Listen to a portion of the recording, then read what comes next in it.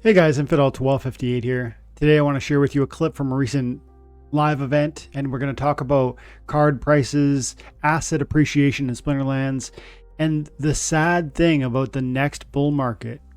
I think there's something really powerful and important that we need to discuss, and I hope you guys are aware of this, so stick around, stay tuned. Before we get into that though, I need to shout out to SPLINTERCOACH.com, which is a website that will track your personalized battle history for Splinterlands.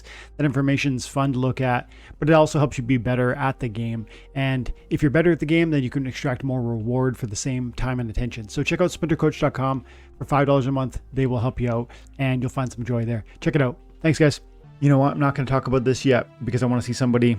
I want to talk about battle helpers, but I'll wait a minute or two. Going on with the market. EC touched 800 Splintoshis. I saw that. Where's Bitcoin?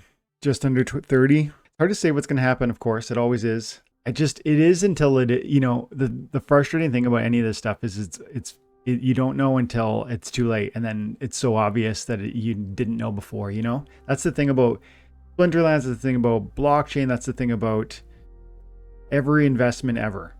It's so difficult to figure out what's about to happen, and then it happens, and it's so obvious in retrospect that it was always going to happen that way. And that's why you get all these comments about how, you know, Splinterlands is dead, or even Bitcoin is dead at the times when the prices are not where you want them to be. And then once it's soaring and you're well past a point of, you know, logical, justifiable price points, what happens? People start saying it's never coming down because just sentiment drives emotion, and emotion drives decision. People don't want to make their bed and lie in it. They want to wait on the sidelines and get an easy layup. They want to get an easy multiplier on their investment, or they want to win without effort. And sometimes in life, most times in life, like when you want to have a major success, whether it's an investment or a relationship or even like a physical goal, what do? Do you just show up on the day of, like, for instance, your wedding, and then that's it? You're good? No, I mean, you put in work years in advance, weeks in advance, months in advance, tons of hours, whether it's fitness or it's professional goals or investment. You do research in advance, you prepare yourself, you position yourself, and then you sit and wait and watch that grow and thrive, and then take advantage, at least in the professional or the investing world, you take advantage in moments that you've planned well in advance. And people just don't want to do that. They want to walk in last minute and reap most of the reward, if not in their minds all of the reward. And that's why we see people being critical of Splinterlands, saying things not just critical of Splinterlands in the bear market and saying, you know, the cards have no value and they're inflationary in nature, etc., etc., etc. The game's not fun, all these different criticisms. But if they just were to play the game and receive rewards for that effort right now, when most people aren't, what's the data showing? I suspect we're still around 50 or 60,000 daily active accounts. Let's have a peek. So 61,000 daily active accounts in Splinterlands right now.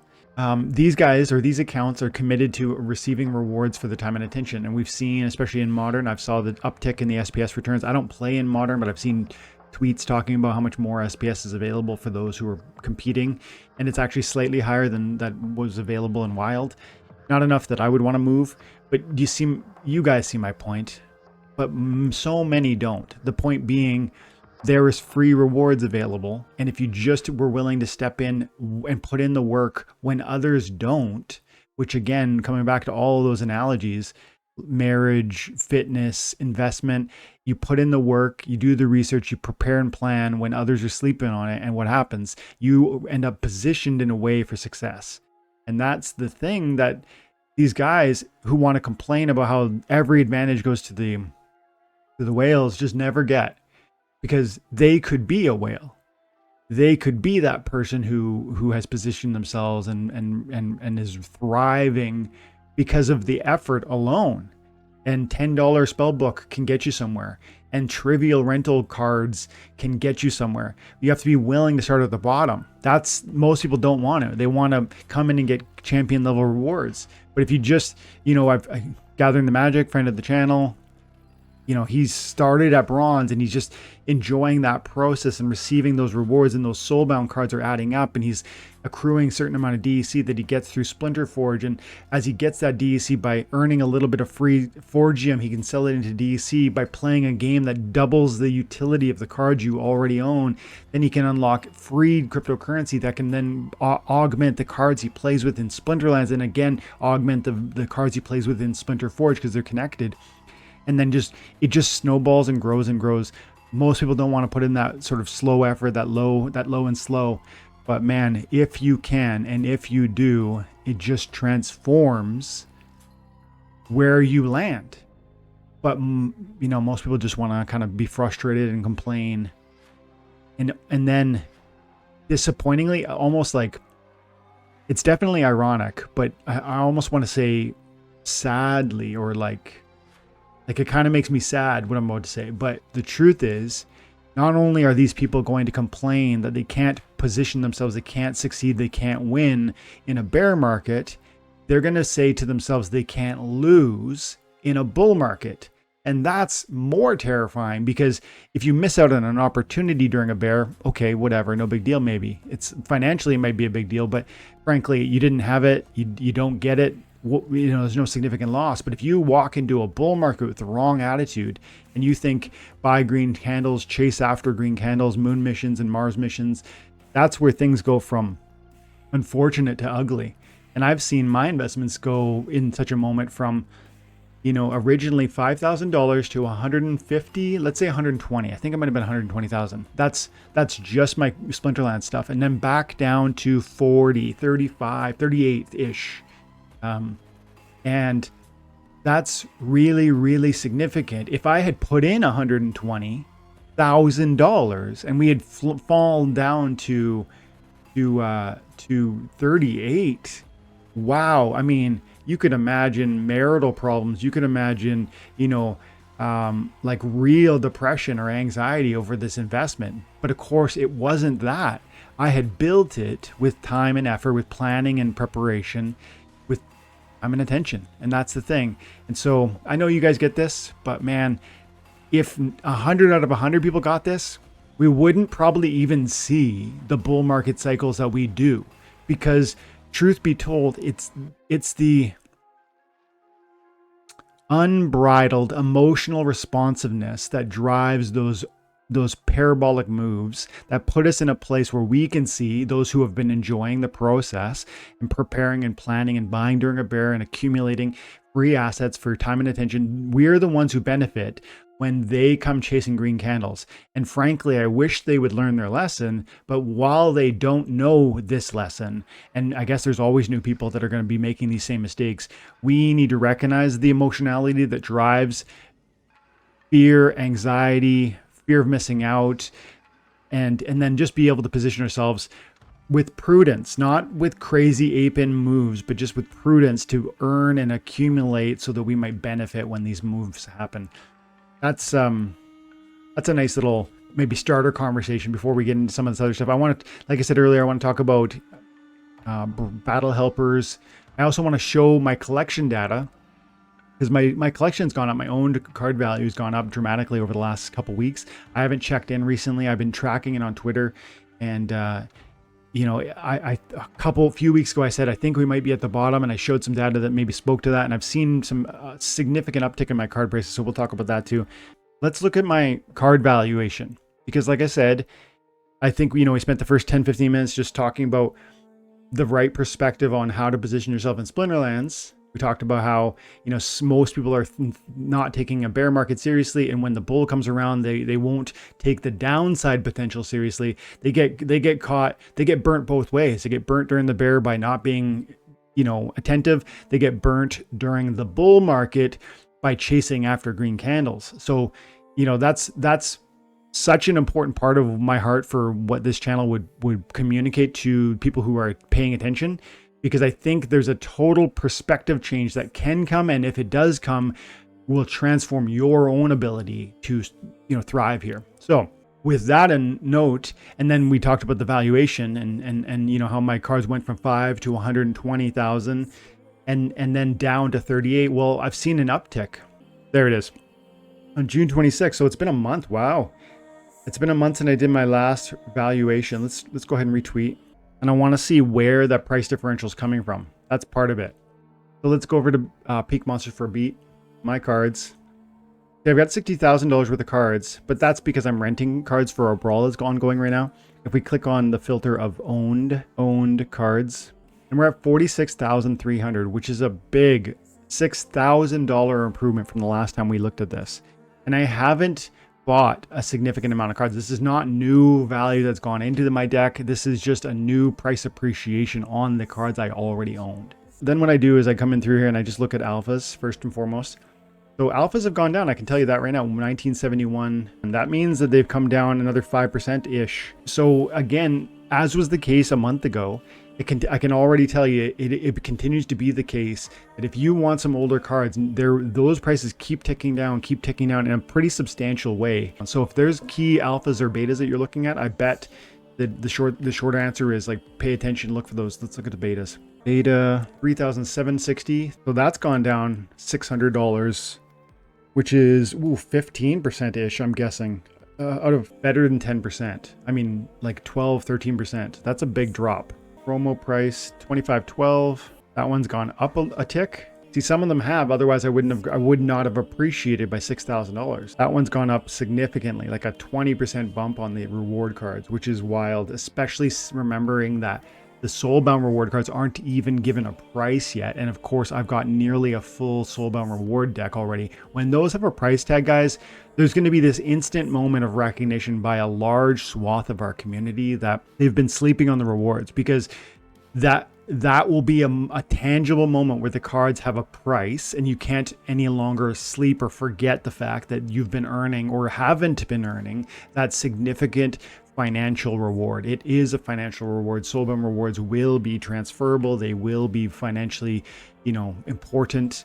And even if they require DEC to put into them, that's actually, in my mind, an argument for why they carry more value, not less, because a smaller community of owners of Soulbounds will make them transferable. And that means greater scarcity. So if we have 100% pie of all Soulbound cards, how many of those held by owners, by players in this game, are going to be made transferable?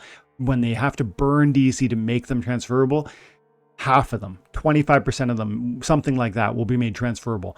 A minority of the existing Soulbound cards will be made transferable. A majority will never be made transferable.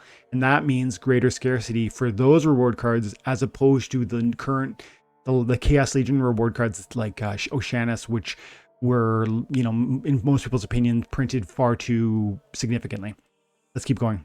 Untamed 8796. Oh, wow. That's up $1,000 almost exactly. Almost to the dollar. Dice, that's $1 or $10 greater. So pretty much the same. Chaos Legion, I bet these went up. 13,710. Wow, dude, right there. 13,710. My old type, that's like a 25% increase, maybe a 30% increase. Wow, Chaos Legion cards right there. That's really huge. Rift Watchers 2105. And the total value, 46,334. Wow, that's a huge difference. So again, just to pull that all together, the valuations we're earning right now are significant. You guys get it. Most people don't. If they did get it, they would put in the time now to earn them now to sell them later. They won't. They'll buy them when it's too late. They'll chase after green candles when SPS is selling for 50 cents a token. They'll come chasing after it so they can earn in-game rewards that seem meaningful to them. Meanwhile, you who have earned this is what they would say. Today you're earning inconsequential rewards. Today you're earning something that doesn't even matter. That's what they would say to you if you had a detailed conversation with these voices in this community. They would say SPS to 2 cents doesn't matter. They would say Soulbound cards don't even have a value.